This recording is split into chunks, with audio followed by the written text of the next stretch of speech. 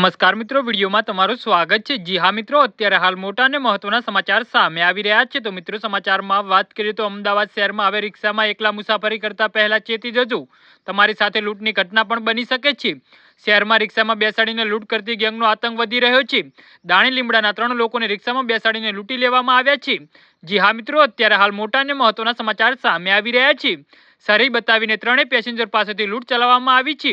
18 વર્ષીય યુવકને રિક્ષામાં બેસાડીને સરી બતાવીને તેની પાસેથી રહેલો મોબાઈલ લૂંટી લેવામાં આવ્યો છે। ત્યારે અન્ય એક મુસાફર પાસેથી 300 રૂપિયા રોકડા અને ચાંદીની વેટી અને કપડા સહિત મોબાઈલ પડાવી લેવામાં આવ્યો છે। જ્યારે અન્ય એક પેસેન્જરને પણ રિક્ષામાં સરી બતાવીને તેની પાસેથી 1000 રૂપિયા રોકડા પડાવી લેવામાં આવ્યા છે।